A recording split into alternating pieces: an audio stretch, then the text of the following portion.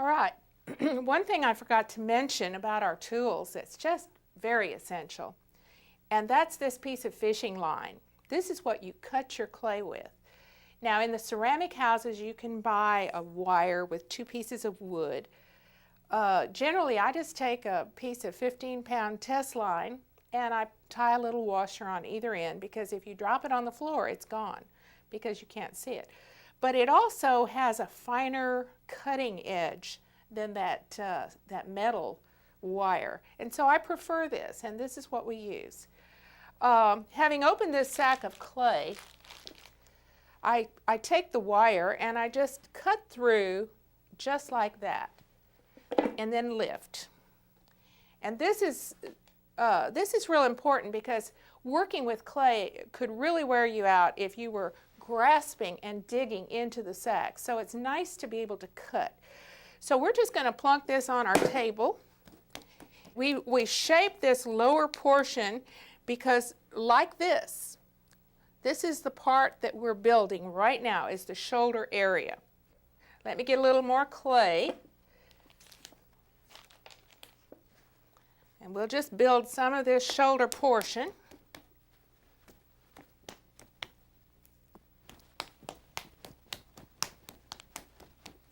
Just building up this area that will be the framework or the base for that head that we're going to build.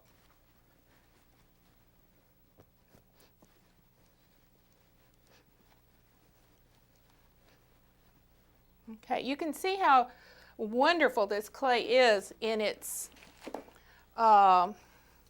ability to mold it and to stick to itself. It's a wonderful material to use. So I'm just taking pieces of clay that will do what I want here.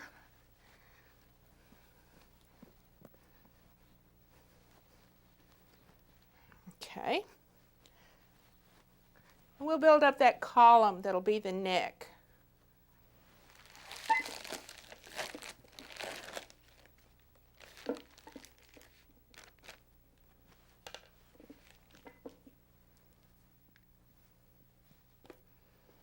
Put a little more center front of that neck.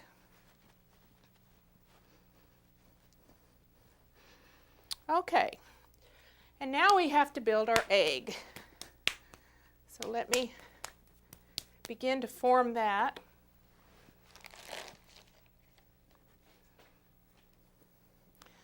And when you build this, it needs to look like an egg. A lot of people, when they do this part of it, will just sort of make a nebulous form of a ball and put it up there and say, well, is that a head yet? And I say, no, it has to be an egg. And it's not that it has to be a perfect egg. Primarily what you're looking for is the shape this way that says egg. And it'd be like a huge ostrich egg or bigger, depending on the size piece you were doing.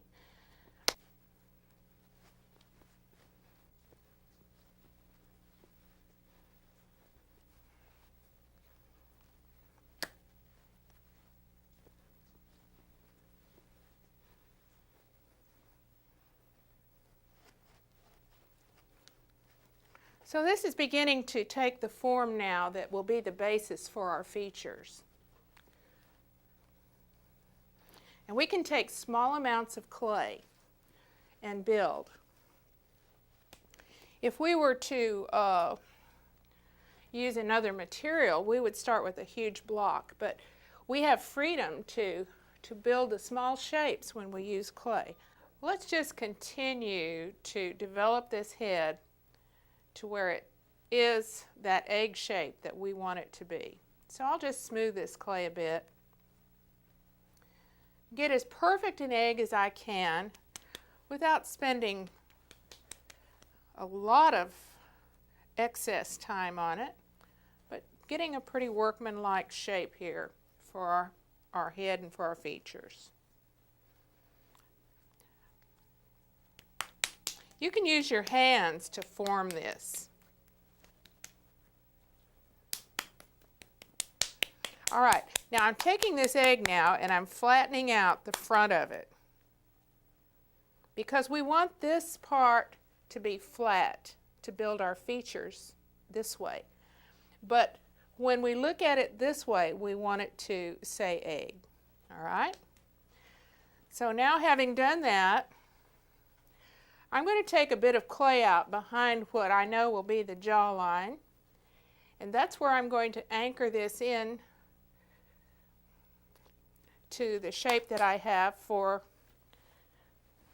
the neck. Okay? And I'll just firm that up for a moment.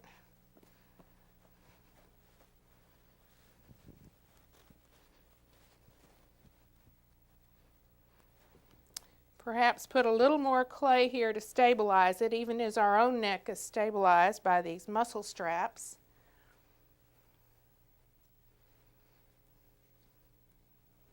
Okay.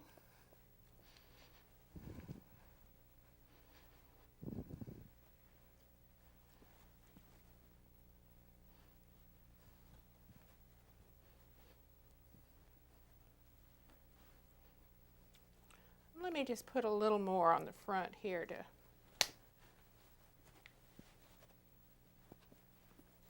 Now, one of the things that you're going to realize as you work with this clay is that it moves quite a bit on you. I don't use an armature like many clay artists do when they're doing a human head, and let me tell you the reason for that. When I develop this, I love to be able to change my mind. I love to be able to give the face a little bit of an attitude, to turn it. And if I had an armature in here and was locked into a certain shape or a certain attitude, I wouldn't be able to change as easily. So therefore, I like to work with clay without an armature. What I use instead are a system of props. And I'll take some clay and make a sort of a wedge. And if this head is moving around quite a bit on me, I'll just take that wedge and I'll just put it under the chin just like this, and it'll hold it. Now, while I'm working to develop these features, and let me turn this just a moment. While I'm working to develop these features, I want this head to be as vertical, a strong vertical line down the center as possible. This will prevent us from getting things out of alignment. As we're placing the eyes, we'll have them in more of a alignment. It's very easy to place one eye too high or to get part of the face lower than the other if you're working with the head tilted to one side. Also, you can get a terrible crick in your neck trying to look at the piece in the attitude that it has. So therefore, if you'll just keep that head as straight as possible while you're placing the features, and then you can have that fun of moving it around and getting a nice attitude. Before we develop the features, we're going to put a little more clay at the back of this head now and develop that skull. So let me do that. Let's just develop this skull and make it look like it could be a person with a head.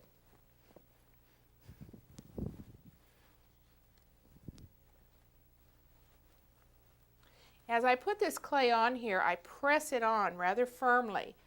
You don't have to be afraid of air bubbles, because when you hollow this, you will be taking a lot of those air pockets out of the clay that cause the cracking and the exploding and firing. But when you add clay, press it on with your fingers. Just put it on and press as you apply it, and that's hard enough. Sometimes I use this part of my hand because it's a strong part. In fact, I would love to tell you that when you're working, you can wear yourself out doing this. Instead, use this part of your hand and this part of your hand like this. Make a fist and it really does prevent you from using all your strength to try to develop it.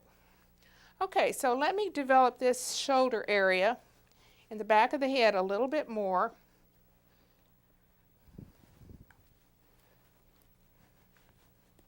We could take this prop out for just a second and take some of the center part at the base of the neck. And then we'll just put that prop back in there. We're going to leave that in there while we're developing our features. All right, as I come down from the skull, down the back of the neck, I'll make those muscles that are at the very back of our neck and at the base of the skull.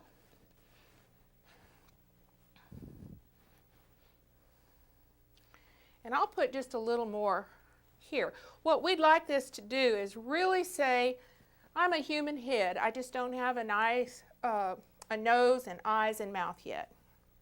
And we want it to make that statement. Okay.